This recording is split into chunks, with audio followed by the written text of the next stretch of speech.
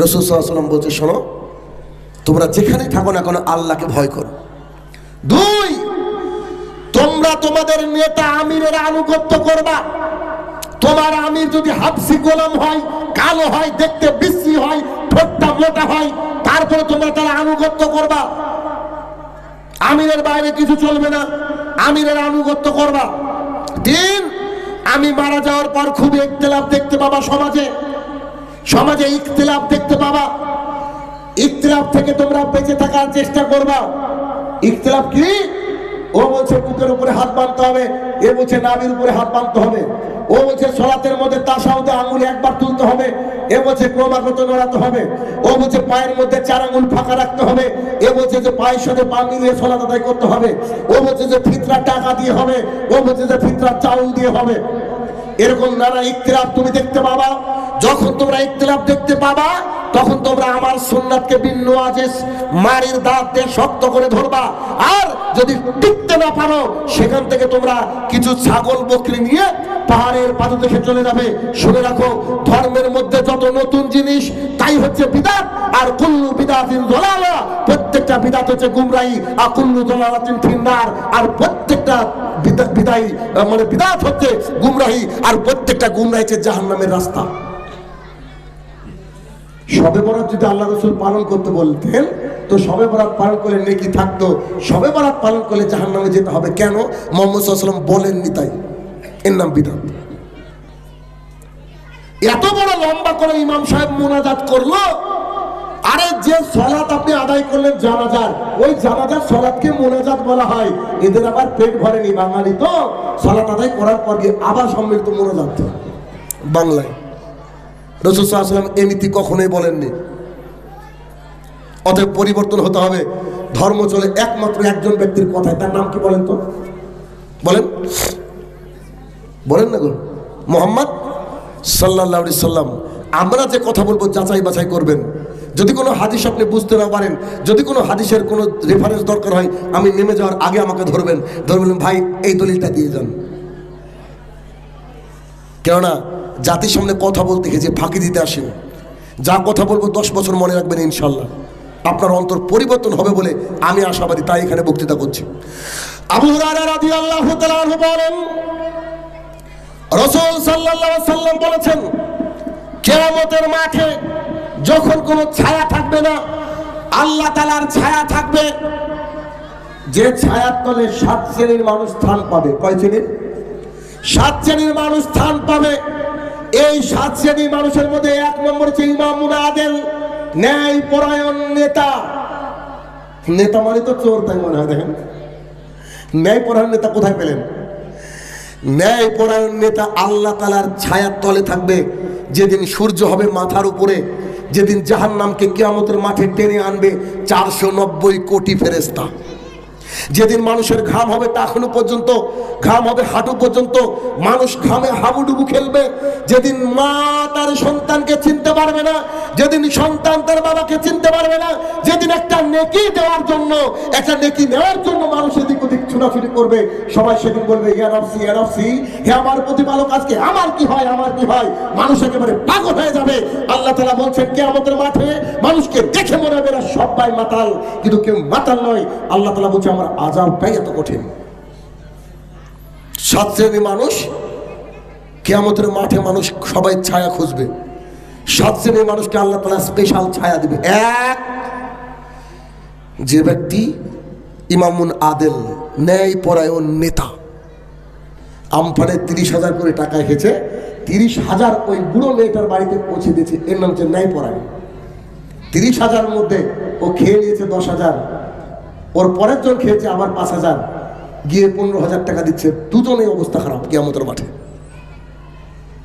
সব ঘর এসেছে, আবাস যোজনার ঘর, টাকা তো দিচ্ছে সরকার হয়তো 2.5 লাখ, কিন্তু পাবলিক পাচ্ছে 1,95,000। অত সুদা? আল্লাহ মানুষকে ছাড় দেন, কিন্তু ছেড়ে দেন না। কিয়ামতের মাঠ খুব কঠিন হয়ে যাবে।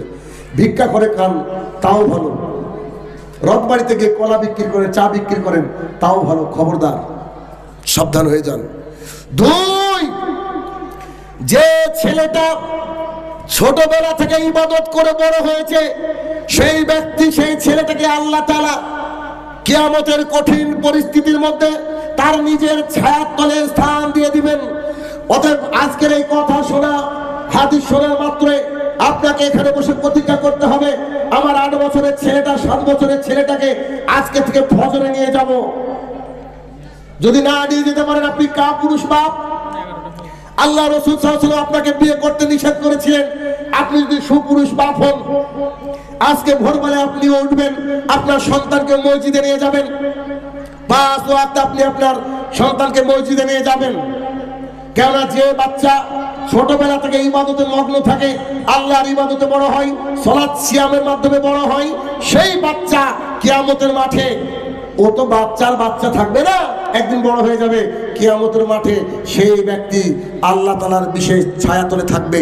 দেখবেন অনেক মানুষ আছে বলছে যে 30 বছর বয়সে হেদায়েত পেয়েছে, আছে না? অনেক মানুষ আছে বলছে যে আমার বয়স 70, নামাজ পড়ার বয়স হচ্ছে 20। কিন্তু ছোট্ট কলিজার টুকরা সন্তান, তার বাবা মা যদি একটু এ বিষয়ে সচেতন হয় আর সে যদি সালাত আদায় করে, তো দেখবেন কিয়ামতের মাঠে সেই ছেলেটা কি হচ্ছে, স্থান পাচ্ছে। 2, 3, যার অন্তরটা মুআল্লাকা ফিল মাসাজিদ, মসজিদের সাথে ঝুলে থাকে। কেমন? জোহরের সালাত আদায় করে এসে খাওয়া দাওয়া করে বেটার বউকে বলছে, আম্মু, জি আব্বু, কটা বাজছে দেখো তো। আব্বু এত টেনশন করছেন কেন? এটা আসলেন এখনই কি আসরের ওয়াক্ত হলো নাকি? আবার একটু চোখটা ঢুলে গেছে, তখন বলছে যে সানিয়া দেখো না মা কটা বাজে, দেখো না আমার কাছে ঘড়িটা নাই, দেখো একটু দেখো না। আব্বু এখন 8 ঘন্টা সময় আছে, তুমি ঘুমাও না, তুমি ঘুমাও না। বারবার বেটার বউকে জিজ্ঞাসা করছে, নিজের স্ত্রীকে জিজ্ঞাসা করছে, ছেলেকে বলছে, আপু আপু আপু দেখো তো কোথাও কটা বাজলো, মসজিদের বাইরে থেকে খারাপ নাকি, আজান কি শোনা গেল না নাকি? যার অন্তরটা এমন করে যে রাতের বেলায় উঠে সালাতের জন্য ভাবে, সেই ব্যক্তি কি করবে? আল্লাহ সুবহানাহু ওয়া তাআলার ছায়ার তলে ছায়া থাকবে, ওই ব্যক্তি থাকবে। মাঝে একটা কথা বলেনি, একটা কথা। আমি প্রোগ্রাম করে বাড়ি গিয়েছি, আমার স্ত্রী বলছে যে তোমার ছেলে বিছানায় পেশাব করেছে। 11 বছর বয়স, সরল আমার ছেলের। তো বাচ্চা তো খাওয়ার পর শুয়েছে, তো গতদিন পেশাব করে সব ভিজেছে, আমাকে কাচতে হয়েছে। তো এখন রাত্রি 12টা বাজলো, ওকে একবার ডেকে দাও। একবার ডাকলে আবার ফজরে উঠবো, অসুবিধা নেই। তখন আমার ছেলেকে আমি ডাকছি, বেটা উঠো উঠো উঠো। ছেলে উঠেছে, ওটা আমরা বাথরুম করে আসলাম। ওর বোন ছোট 6 বছরে, ও পেশাব করে আসলো। আমার ছেলে বাথরুমে ঢুকেছে, বাথরুম থেকে বাড়ায় না। আমি কি বাথরুমে কি ঘুমিয়ে গেল নাকি? তা আমি বাড়ি মানে এর থেকে বেরিয়ে আসতে দেখছি পানি নাড়ার আওয়াজ পাওয়া যাচ্ছে, ট্যাপ থেকে পানি পড়ছে, মনে হচ্ছে পানি নাড়ছে। আমি বলছি, আব্বু কি করছো? বলছে ওযু করছি। আমি যে তাহাজ্জুদ পড়বো নাকি? বুঝে না, ফজরের টাইম হয়নি। জি না, মানে ও বুঝে যে আব্বু আমাকে ডাকে ফজরে, ও ভেবেছে যে ফজরের সময় হয়ে গেছে। আমি বলছি ওযু করতে হবে না, তুমি মুখ মুছে শুয়ে পড়ো। খুব খুশি। কেন? ওর বাপ ওরকম, যে ওর মা ওরকম, যে ফজরকে তুলে দেয়, যে 7 বছর বয়স থেকে নামাজ পড়ে, আলহামদুলিল্লাহ। ফজরে যাই মসজিদে, যতই ঠান্ডা হোক আর যতই কি অবস্থা হোক। তাহলে কি ওই ছেলেটা যে ছোট থেকে ইবাদতটা কি হয়েছে, বড় হয়েছে, আর যার অন্তরটা আল্লাহর মসজিদের সাথে কি করে, ঝুলে থাকে, সেই ব্যক্তি। 4, কোন একজন ব্যক্তিকে সম্ভ্রান্ত পরিবারের সুন্দরী নারী আহ্বান করেছে, আসো আসো, খারাপ কাজ হবে, আসো। তার সুন্দর চেহারা, তার চেহারার দিকে তাকালেই মনে হয় যে তার সাথে একটু প্রেম করি, তার সাথে একটু ভালোবাসা জমাই। করে না পাবলিক প্রেম? এখন প্রেম আর পরকীয়ার দুনিয়া বর্তমানে খুব কঠিন একটা জিনিস, খবরদারি থেকে বিরত থাকবেন। তো সেই সুন্দরী রমণী তাকে ডাকছে, আর সে বলছে, না না আস্তাগফিরুল্লাহ, আমি আল্লাহকে ভয় করি, আমি যাব না, আমি অন্যায় পাপের সাথে লিপ্ত হব না। আল্লাহ সুবহানাহু ওয়া তাআলা ও যে কন্ট্রোল করলো, এই কন্ট্রোলের কারণের জন্য সেই ব্যক্তিকে আল্লাহ তাআলা ছায়ার তলে দিয়ে দিবেন। পরের ব্যক্তি হচ্ছে ওই ব্যক্তি, যেই ব্যক্তি একে অপরকে ভালোবাসে আল্লাহর জন্য, এবং একে অপরকে ভালোবাসে আল্লাহর জন্য, এবং একে অপর থেকে বিচ্ছিন্ন হয় আল্লাহর জন্য। আপনার আমার বন্ধু থাকবে কে? যে ব্যক্তি 5 ওয়াক্তের সালাত আদায় করে, এ থাকবে বন্ধুত্ব। আজে বাজে ছেলের সাথে বন্ধুত্ব করা যাবে না। যে দিনদার, যে ইমানদার, তার সাথে বন্ধুত্ব রাখতে হবে। 6, যেই চোখ আল্লাহ তাআলার ভয়ে গোপনে কাঁদে। দেখেন আল্লাহর ভয়, যেই চোখ আল্লাহর করে কাঁদে, আল্লাহর কাছে নিজের পাপগুলোকে পেশ করে দিয়ে দুই চোখের পানি ছেড়ে দিয়ে কান্নায় ভেঙে পড়ে, সেই ব্যক্তি কিয়ামতের ভয়াবহ ভয়াল কঠিন দিনে আল্লাহ তাআলার ছায়ার তলে থাকবে। 7 নম্বর ব্যক্তিকে, যেই ব্যক্তি কোথাও মজলিসে দান করে, মসজিদে দান করে, মাদ্রাসায় দান করে, অভাবগ্রস্তকে দান করে, তার ডান হাত কি দিল বাম হাত জানতে পেল না। ডান হাত কি দিল বাম হাত জানতে পারলো না। সেই ব্যক্তি কিয়ামতের মাঠে ওই ভয়াবহ কঠিন সময়ে সেই ব্যক্তি আল্লাহর ছায়ার তলে সমাসীন হবেন। আর আমাদের জালসা করা হয়, একটা স্পেশাল বক্স থেকে ডাকা হয়, ও গজল বলবে, টাকা তুলবে তার জন্য। আব্দুর রহমান এত টাকা দিয়েছে বলবে, আর আব্দুর রহমান ওখান থেকে বিড়ি খাবার বলবে, দেখেছিস 10,000 টাকা দিয়েছে, তুই ওই টাকা দিয়ে জাহান্নামে ঢুকবি। অত সোজা নয়। অতএব তাকওয়া থাকে অন্তরে, আল্লাহ ভীতি থাকে অন্তরে। আল্লাহ ভীতি বড়ই কঠিন জিনিস। অতএব আমাদেরকে অর্জন করতে হবে আল্লাহ ভীতি। যদি আমরা আল্লাহ ভীতি অর্জন করতে পারি, তাহলে কিয়ামতের মাঠ আমাদের জন্য সুন্দর হয়ে যাবে। আনাস রাদিয়াল্লাহু তাআলা আনহু বলেন, রাসূল সাল্লাল্লাহু আলাইহি সাল্লাম বলেছেন, ওই চোখ, ওই ব্যক্তি জাহান্নামের আগুন দেখবে না। ওই চোখ, ওই ব্যক্তি জাহান্নামের আগুনকে স্পর্শ করবে না, যেই চোখ আল্লাহ তাআলার রাস্তায় পাহারা দেয় এবং যেই চোখ আল্লাহ তাআলার ভয়ে কাঁদে। যেই চোখ আল্লাহ তাআলার ভয়ে কাঁদে, আর যেই চোখ আল্লাহ তাআলার জন্য পাহারাদার নিযুক্ত হয়ে গেল, সেই চোখ আল্লাহ সুবহানাহু ওয়া তাআলার ভয়ে এতটাই কেঁদেছে যে আল্লাহ তাআলা তাকে কবুল করে নিয়েছেন বিধায় সেই ব্যক্তি জাহান্নামের আগুনকে স্পর্শ করতে পারবে না। তার জন্য জাহান্নামের আগুনকে হারাম করে দেওয়া হয়েছে। আজকে যদি খেয়াল করেন, আপনার মা বোনেরা, কলিজার টুকরা মা বোনেরা, তাদেরকে মাত্র 4টে কাজের কথা মুহাম্মদ সাল্লাল্লাহু আলাইহি ওয়াসাল্লাম বলেছেন, যে 4টে কাজ করলে জান্নাতের যে কোনো দিক দিয়ে প্রবেশ করতে পারে। অথচ 4টে কাজের মধ্যে বেশিরভাগ কাজগুলোই করে না। 1, প্রতিদিন 5 ওয়াক্ত সালাত আদায় করতে হবে, নামাজ পড়তে হবে। অনেক মা বোনেরা এখানে উপস্থিত আছেন, সালাত আদায় করে না, আছে না? অনেক পুরুষ উপস্থিত আছে, সালাত আদায় করে না। আশ্চর্য দুনিয়া। সালাত আদায় না করলে মানুষ মুসলমান থাকতে পারে না। সালাত আদায় না করলে মানুষ মুসলমান থাকতে পারে না। স্বামী সালাত আদায় করে, স্ত্রী সালাত আদায় করে না। স্ত্রী সালাত আদায় করে, স্বামী সালাত আদায় করে না। এরা দুজন যদি সহবাস করে তো জিনা হবে, ওদের বিবাহ নষ্ট হয়ে গেছে। অতএব ওকে সালাত শুরু করতে হবে। আপনাদের কলিজা থেকে ভয় লাগে না হাদিস শুনলে? আল্লাহ রাসূলের কথা, আল্লাহর কথাগুলো শুনলে ভয় লাগে না? আল্লাহ সুবহানাহু ওয়া তাআলা বলেন, মা সালাকাকুম ফিস সাকার। একদল জাহান্নামীকে জিজ্ঞাসা করা হবে, তোমরা আজকে জাহান্নামে আসলে কেন? ক্বালু, তারা সেই দিন বলবে, লাম নাকু মিনাল মুসাল্লিন, তারা মুসল্লি, আমরা মুসল্লি ছিলাম না তাই। যারা মুসল্লি ছিল না তারা জাহান্নামের আগুনে পুড়বে, তারা জাহান্নামের আগুনে পুড়বে। অতএব তাকওয়া থাকে অন্তরের ভিতরে, আল্লাহ ভীতি থেকে অন্তরের ভিতরে। 1, দৈনিক 5 ওয়াক্ত সালাত আদায় করতে হবে।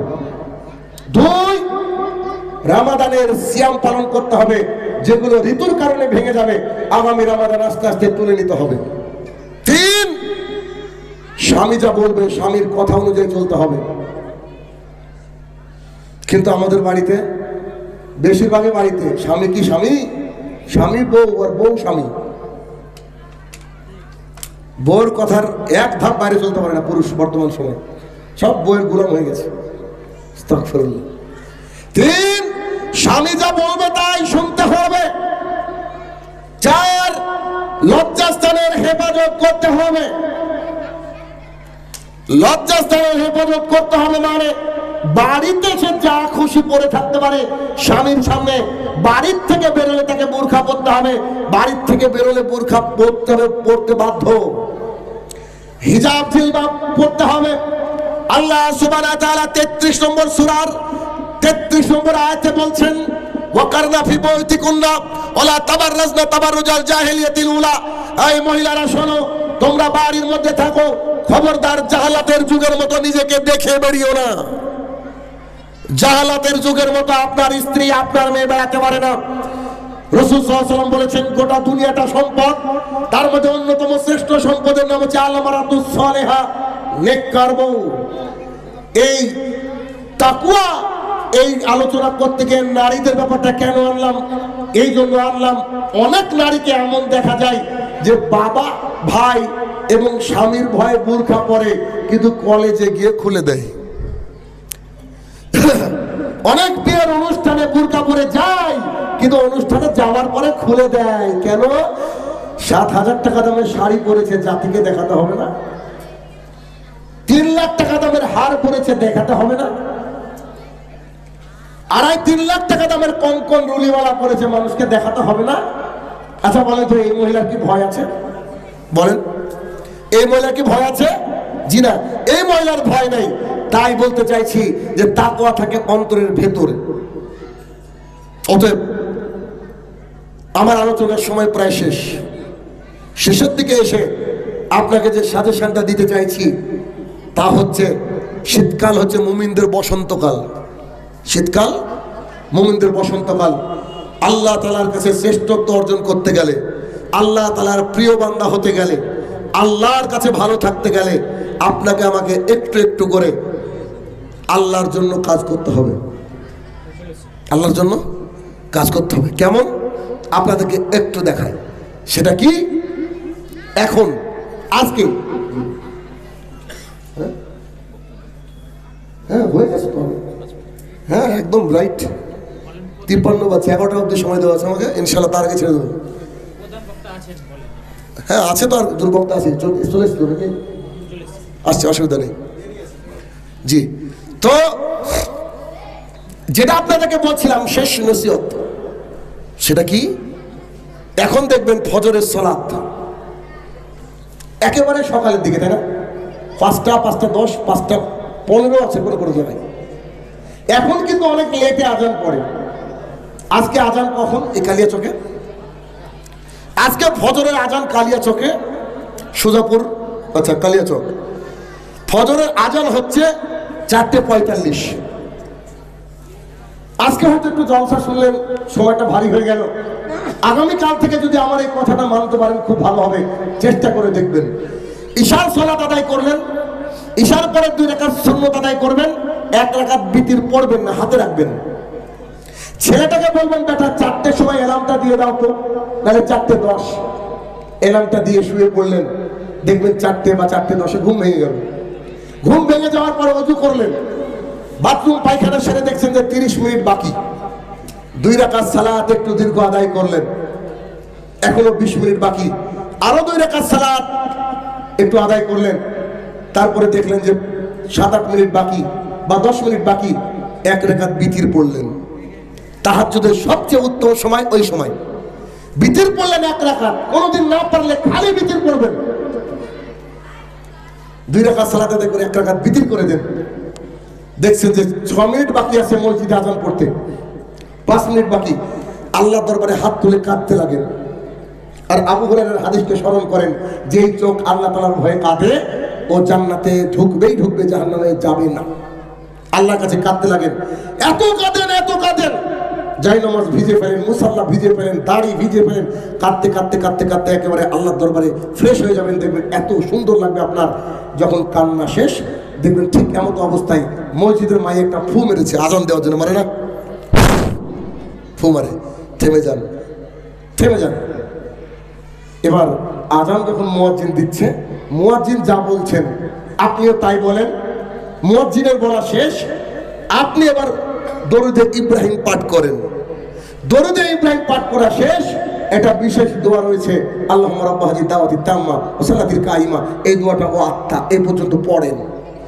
ওমর ইবনুল খাত্তাব রাদিয়াল্লাহু আনহু বলেন, রাসূল সাল্লাল্লাহু আলাইহি ওয়াসাল্লাম বলেছেন, মুয়াজ্জিন যা বলল আপনিও তাই বললেন, দরুদে ইব্রাহিম পড়লেন এবং এই দোয়াটা পড়লেন। যদি এটা করতে পারেন, মুহাম্মদ সাল্লাল্লাহু আলাইহি ওয়াসাল্লাম বলছেন, আমি তোমার জান্নাতের জিম্মেদারি হচ্ছে। সুবহানাল্লাহ। মানে মুহাম্মদ সাল্লাল্লাহু আলাইহি ওয়াসাল্লাম জান্নাতে নিয়ে যাবে আপনাকে। হয়ে গেল। এবার দেখবেন আজান পড়ার পরেও 20-30 মিনিট বাকি থাকে নামাজের। এবার 2 রাকাত সালাত আদায় করে নেন সুন্নাত। মসজিদে কেন পড়বেন? বাড়িতে পড়েন। সুন্নাত। আয়েশা রাদিয়াল্লাহু তাআলা আনহা বলেন, রাসূল সাল্লাল্লাহু আলাইহি ওয়াসাল্লাম বলেছেন, ফজরের পূর্বে 2 রাকাত সুন্নাত, গোটা পৃথিবী আর তার মধ্যে যা আছে সব একদিকে, আর ফজরের 2 রাকাত সুন্নাত একদিকে। কিসের বিল গেটস, কিসের এলন মাস্ক? আমরা তার চেয়ে বেশি কোটিপতি। আমরা 2 রাকাত সালাত আদায় করি। 2 রাকাত সালাত আদায় করেন। ছেলে মেয়ে যদি বাড়িতে থাকে, বউ বাচ্চা থাকে, তাকে ডেকে দেন ফজরের জন্য। এবার মসজিদে চলে যান পায়ে হেঁটে। ছেলে থাকলে ছেলেকে নিয়ে যান, মেয়ে থাকলে জাগিয়ে দেন, মা বোন থাকলে জাগিয়ে দেন। ফজরে গিয়ে এবার দাঁড়িয়ে থাকেন। যদি দেখছেন এখনো সময় আছে, তো তাহিয়াতুল ওযু বা দাখিলুল মসজিদ 2 রাকাত সালাত আদায় করে বসে যান। এরপরে সালাত আদায় করেন, জিকির আজকার করেন, তওবা ইস্তেগফার পাঠ করেন, করতে করতে বাড়িতে আসেন। দেখেন আপনার মতো সুখী মানুষ পৃথিবীতে কেউ থাকতে পারে না। চেষ্টা করেন আপনি। কি যে মজা! এই মজা আপনাকে আমি কোনোভাবে বুঝাতে পারবো না। অতএব হে আমার প্রতিপালক, এতক্ষণ যে কথা বললাম মাবুদ, আমরা এই কথার মাধ্যমে যেন হেদায়েতপ্রাপ্ত হতে পারি, আল্লাহ তুমি সেই তৌফিক আদা করো, আল্লাহুম্মা আমিন।